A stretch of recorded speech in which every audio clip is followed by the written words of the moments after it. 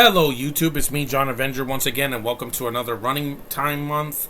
And this is a TV movie that came out last year, like near the end of last year, on December 16th, 2022. It's a live-action musical made-for-TV film remake of a Nickelodeon movie from the year 2000.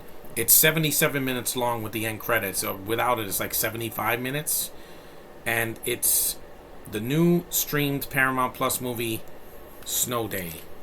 Yeah, this is not a Christmas movie. That's why I wanted to review it this month. This is okay. It's not horrible, not great, but it's not a Disney remake that we've recently been getting, like these musicals where they're 2.5 hours and don't need to be that long. This one's a little bit better. It's short and to the point, so it doesn't drag ass. And it was made during the pandemic, and you can definitely tell. There's a lot of scenes in this movie where there's no crowds at all. There's just the kids playing in the snow, like in the original. And it's not a beat for beat remake either, so I commend it for that. This is the synopsis. A musical reimagining of the beloved comedy classic film Snow Day follows a group of kids who are determined to achieve their dreams when their school closes for a snow day. Siblings Hal and Natalie Branston discover that anything is possible on a snow day, and when a surprise winter whiteout offers them the chance to break routines and take giant risks.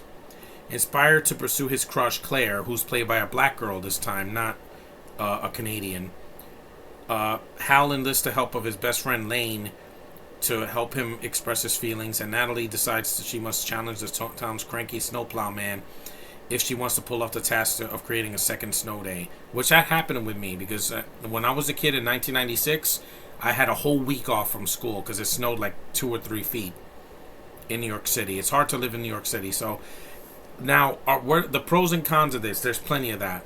I'll get the cons out of the way first. Some of these actors were not as good as the original. One of them was Natalie's friends, Eli and Wayne. They were not as good as Josh Peck and the black kid in the first one. No. Logan Altman as Eli Welch. In this version, he's not black. He's a freaking Canadian guy with glasses that does a British accent and sounds like a Harry Potter character. That's a stupid change. They didn't need to do that. He could have been a black Canadian boy that sounded normal. He didn't have to go, oh my god, no, fuck you, okay? I'm sick of that accent. I was sick of that accent 10 years ago. I don't need any more. I told you that. The kid that plays Wayne, he's not as funny as Josh Peck. Here, instead of his pants falling down or him farting, which I'm glad there's no fart jokes here. That was something in the original that wasn't needed. He's just some Spanish kid that just is in the background. Also, Randy, the kid that plays Randy in this version, is not as good as the kid in the original. It's a redheaded kid that's chubby and really cute, and he's precocious, but he's a cute kid. Here, this kid's kind of an asshole in the beginning. He demands his parents' phones and tablets, because again, I get the allegory, Nickelodeon. Kids are being controlled by machines. They're basically raising your children now. Your phones, tablets, TVs, smart TVs, 4K Blu-ray players, the video game systems like the Switch and the PS4 and the PS5, I get it. As a kid of the 80s and the early 90s, a lot of machines took care of me when I was a kid. I had the Nintendo and the Super Nintendo and the Game Boy. I get it. But you have to give your kids limits. There's one scene that he made me laugh, and that was when he dressed up as Jack Sparrow, and he's like, these pancakes are amazing. I'm like, okay, that was kind of funny. Also, the guy that plays Chuck here, Miles Ehrlich, he wasn't as good as the guy in the original. Mainly, I'm going to be saying that a lot, because again, I prefer the original, but I didn't hate this. This is like the Adventures in Babysitting remake they did. It wasn't atrocious, but it wasn't great either. It was just like average. But this has some good quality singing in it. I think some of the singing is really well done. The kid that plays Hal, he's fine. He's a redhead. He looks more like Scott Farkas from A Christmas Story than Hal, but he does fine. Michaela Russell as Natalie Branston, she's cute. She played young Wanda in WandaVision in episode 6 or 7, around there.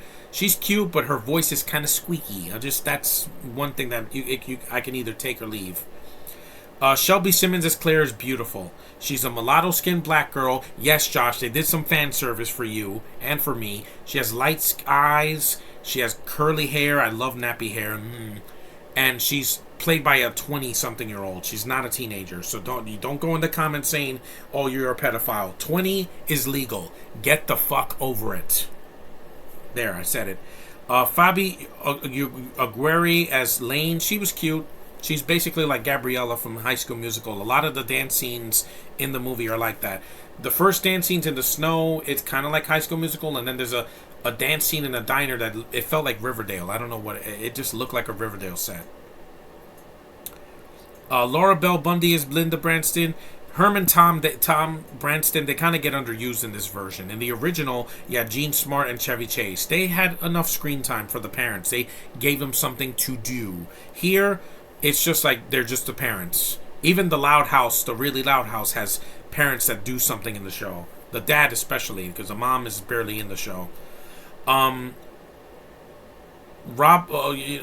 one that steals the show 30 minutes in is Jerry Trainer as the snowplow man. He's fantastic. I mean, he doesn't copy what Chris Elliott did in the original. He was scarier. This one, he has a great song called These Kids. It's the best song in the movie. It's Jerry Trainer's voice. He's not auto-tuned. He's not dubbed over. He's singing it, and he's always entertaining to watch. I loved him on Drake and Josh and iCarly and Best Player. He's just a really good voice. He's just a really good actor. And he's fun. As a snowplow man, he kept me laughing throughout the film. There were some moments that did make me chuckle. And I was like, okay, that was kind of clever, that joke. It wasn't toilet humor. The original, yes, some of the weak points of the original was that they had to put toilet humor because it's an early Disney, an early Nickelodeon, late 90s production, early 2000s. But they're still better than the Disney Channel movies of today. And that's no bullshit. And like I said, the film is nice looking. I like that Canada's covered in snow. The snowplow looks real. Trudy in the original was a bird, a real bird, and this one is an AI bird because they don't want to hurt an animal. I get it. During COVID, it was hard to, use animals from other countries and export them here. I get it. I did like Claire's friends in this one, Missy and Missy and Mason and Rebecca. They actually have personalities here. They were three girls, very feminine. They had different distinct colors. They wear different coats. I like that they look like the Totally Spies girls, that they have different colors and different shades of skin and hair colors. It was kind of refreshing, and I'm glad that they did their own thing. Making it a musical made it different. Some people like, oh, this is the worst singing I've ever seen. No, go watch Camp Rock. Go watch Lemonade Mouth. Those are worthless freaking things. Even some of the singing in Zambos, the first Zombies movie, I didn't like it. The only good thing was the two leads. Everything else fell flat for me. Here, I got some chuckles. It was shorter. Most of those Disney Channel movies are between like 90 minutes or almost 2 hours. This was 77. Short and to the freaking point. And it was directed by a guy that's done Michael Lembeck. He's done some musicals before. He did the Sharpay movie. He also did Tooth Fairy, but that was the writing was the problem with that. Get out of here. Stupid thing. Well, wrong thing. Let me get this guy's name. And the writing wasn't strong, but it wasn't horrible either. I've seen worse, guys. I've seen movies where the writing was so atrocious, I'm like, this dialogue is just hurting me. This guy also directed episodes of Friends. He did a J-Team, with Jojo Siwa. He directed The Nutcracker Christmas. That was one of my favorite Christmas movies of that year in 2016. He directed the Murphy Brown reboot, the Sharpay movie, Hot in Cleveland. I do like this director. He has a pretty decent track record. He also did Santa Claus 3, but hey, we got the new show for that. He also did Santa Claus 2. He's hit and miss, but he does some good work here now and then.